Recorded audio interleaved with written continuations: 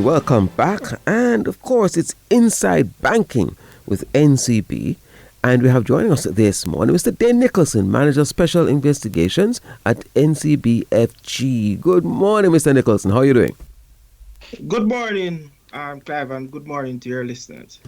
You are the expert on these matters. We look to you to get the kind of guidance that's necessary. But I noticed something here. I've heard of it. Social engineering fraud? What's that? Yes, Clive. So this morning we want to discuss social engineering fraud. So, simply put, is the use of deception to manipulate individuals into divulging confidential or personal information that may be used fraudulently. Okay, let's see.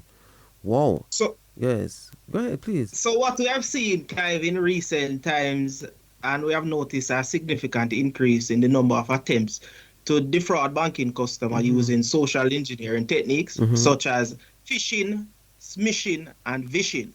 Boy, that sounds like three comedians. But seriously, I've heard of phishing, but smishing and fishing? Okay, what is Yes. phishing? Yeah, so phishing is the most popular form of social engineering, Clive, and it is an email campaign aimed at creating a sense of urgency, curiosity, or fear in victims. Attackers will disguise false communication to appear as if though it's coming from a legitimate source like from NCB in order to prod the individuals into revealing sensitive information. And most times Oh. it involves clicking on a link to a malicious website or opening attachments that contain malware. Okay. So what's smishing now? So smishing now, Clive, is the fraudulent practice of sending text messages Oh. purporting to be from a reputable company in Yeah. order to induce individual to reveal personal information. So recently, Clive, several of our customers would have received text messaging purporting to be from NCB that their accounts are locked and they need to click on this link in order to restore their account information. And the link would take them to a site which mimics or spoof our website, and it asks them to divulge their username, password, and certain Oh, information such as those. my goodness. So we have to try to be ahead of these people. They're really serious and vishing now. So phishing now is the voice form of phishing. So it takes place over the phone. So this is where a fraudster represent themselves as a legitimate representative of a bank or other organization in order to trick users into handing over confidential information, CVV, and expiry date in order to exploit their information. Whoa. So, these criminals are really trying to be as inventive as possible, trying to win your confidence because you see it as something that is necessary for you to do your business. But when in fact they're when you say snake on the grass, true? Yes, definitely. So what they'll do, they'll try to create a sense of urgency or to create some form of scenario Yes. in order to cause the person to panic and divulge the information to them. Oh. So how can we identify or spot like phishing email and smishing message?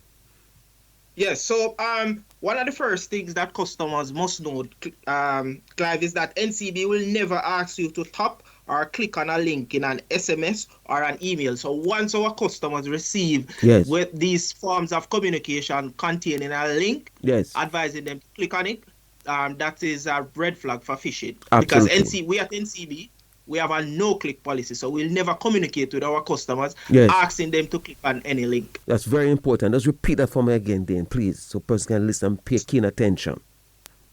So at NCB, we have a no-click policy. So if any of our customers receive an SMS message or an email message containing a link Yes. asking them to click on it to restore their account or take any form of action, Yes. NCB will never send you an email or an SMS message asking you to click on any link. Excellent. Thank you for that.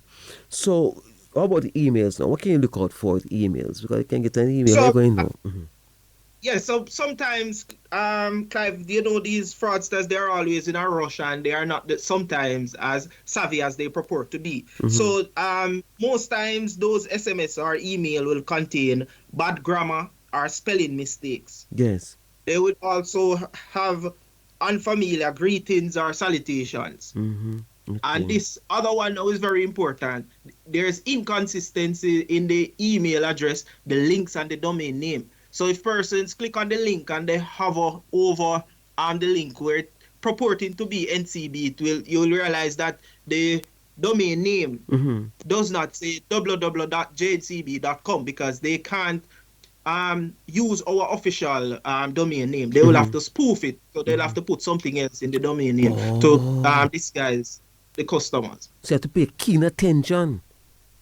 Very keen attention, but most importantly to Mm-hmm. note is that we won't ask. So if the customers is not tech savvy and able to hover over the link to get the domain name, Mm-hmm. just note that we won't communicate with you and ask you to click on any link All right. and ask you for any personal information or sensitive information such as username, password, date of birth, TRN, and those kinds of stuff. Important information. Thank you, Dane. So what about attachments now? Yes, so suspicious attachments is a critical one, Clive, because Mm-hmm. this what fraudsters will do is they'll send you these phishing link Mm-hmm. and send attachments that contain spyware and malware. That Oh. persons once they open those attachments, now Yes. Clive, they will download the malware, and these malware will have keystrokes, loggers on them that will capture the information that you type. So you type your username, Mm-hmm. an email is sent to the fraudster. You type your password, it's sent to the fraudsters as well. And Mm-hmm. these malwares are getting more sophisticated, where the fraudsters can turn on your webcam, your What? microphone, and those things remotely. Okay. Oh my So goodness. persons have to be very aware as the country move into advance its digital agenda. Yes. It's a partnership between us and the customers to ensure that they educate themselves and follow the best practices around these digital risk that Yes. might be out there Yes. that fraudsters can exploit to take advantage of them. So my takeaway from all of this is that you have to look out for, these credentials that they're asking for, or payment, or anything that is sensitive. Yes, or even if you receive an email Mm-hmm. and you weren't expecting an attachment, you have to be suspicious of those emails. Yes. So, like for example, if you receive something from us at NCB and you're suspicious, call us. Okay. Call customer care at Mm-hmm. 1-888-622-3477 for Mm-hmm. us to verify certain things before you take certain action. Because Mm. if you open an attachment that you weren't expecting, it could be malware. Wow. Well, it can be a minefield, so you have to be very careful and bring yourself up to date, which is why, important interviews like this is inside banking with NCB. Some things, because you're not really afraid. And so experts like you are there to point out the dangers of some of these things, which sometimes, we just take it for granted. Once it comes into our email, then there must be somebody who would have be privy to us, and therefore there must be some confidence. But you can't have the criminals who are just tricking you into clicking onto the links and so on. Definitely, Clive.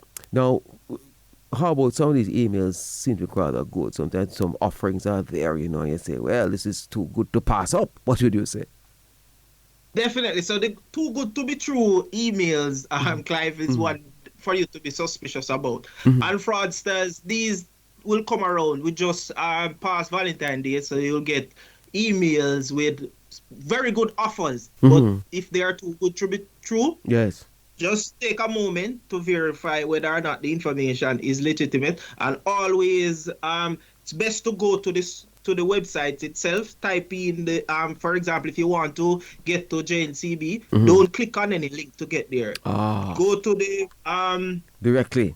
URL and Yes. type www.jncb.com and navigate from the website where you want to get to, rather than clicking on links. Ah, Clicking on link is very dangerous. there you go. So clicking on it is like some middleman kind of thing. You don't need that. You go straight to the website, because that middleman may very be the one that is the criminal who is trying to get your information. Definitely. So no clicking on any link. You don't do that from NCB. Excellent.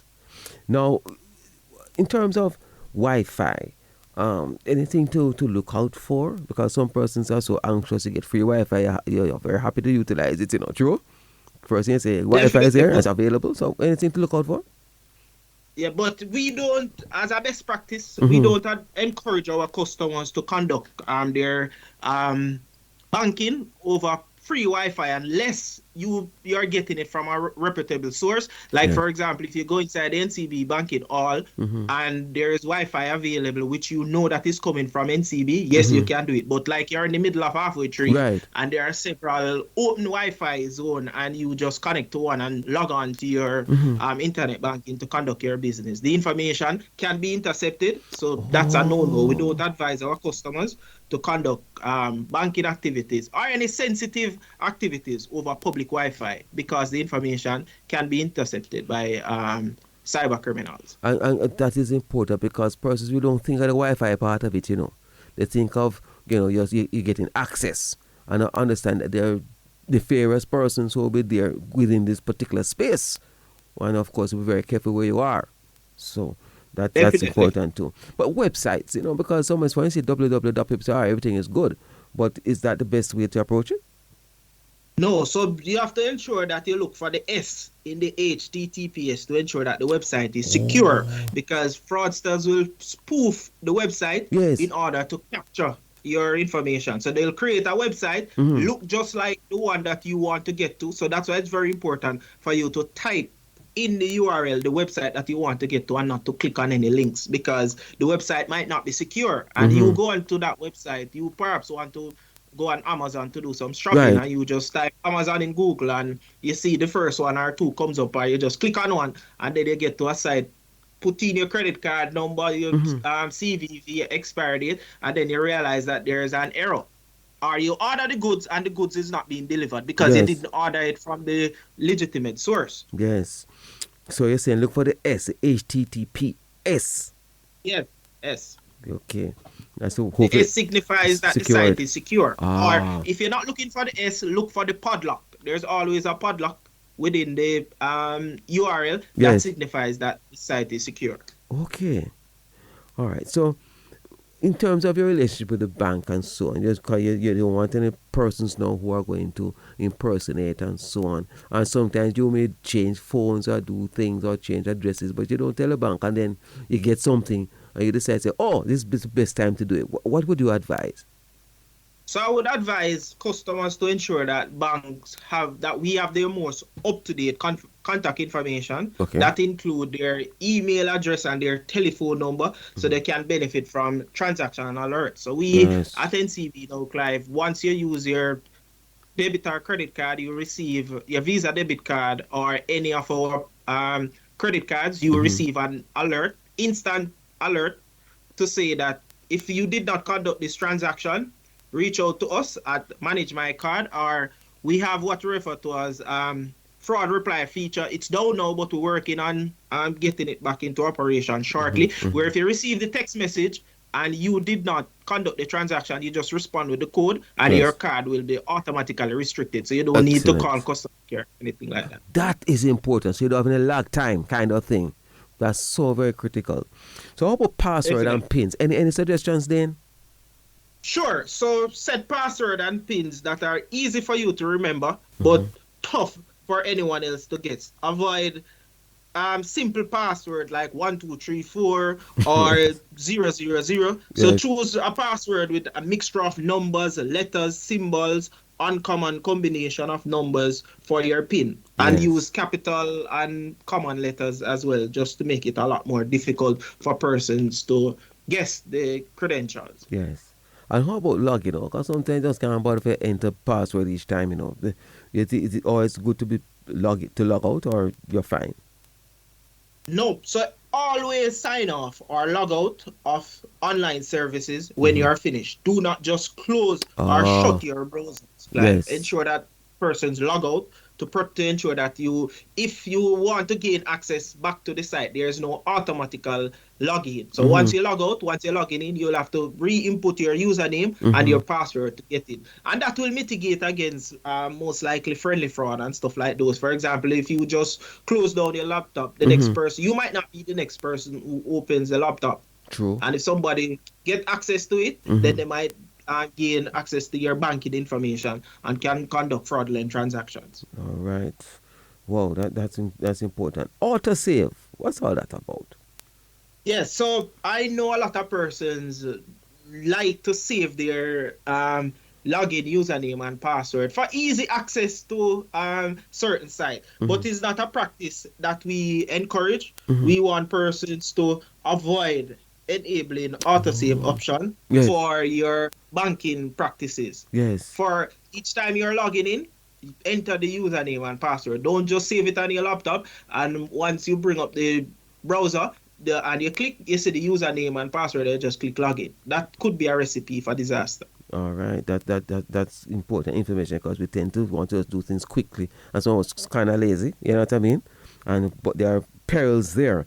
So how about in terms of this token? What is this all about? Your multi-factor authentication, such as token. Yes, so we at NCB, Clive, once you have an internet banking account, we encourage all our customers to get their tokens, whether it be a soft token or a physical token.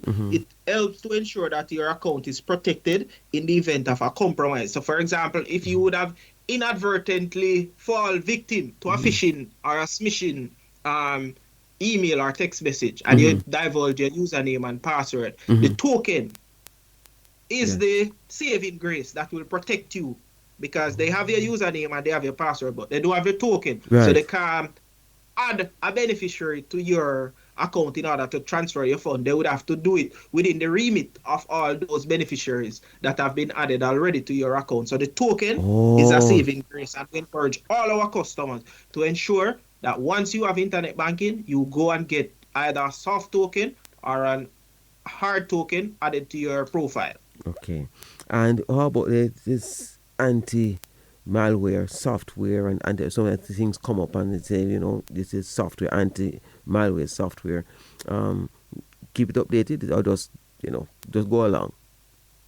No, so you have to ensure that your antivirus and anti-malware software are up to date, because we are in the digital age. And it's very important for us to be running on the latest antivirus and anti-malware software, so that there are no vulnerabilities that the cyber criminals can exploit on your machine. So it's very important for our customers to get their anti-malware up and running. A lot of persons will have antivirus because we know back in the days, antivirus was the most popular one. Right. But nowadays, the fraudsters are getting more sophisticated, and malware is what taking over the place. So you'll hear a lot about malware and ransomware and stuff like that. All right. Dane, we have to leave it there. Dane Nicholson, a whole lot of very important information there. And of course, this has been Inside Banking. We really appreciate this information, Dane. All the best to you.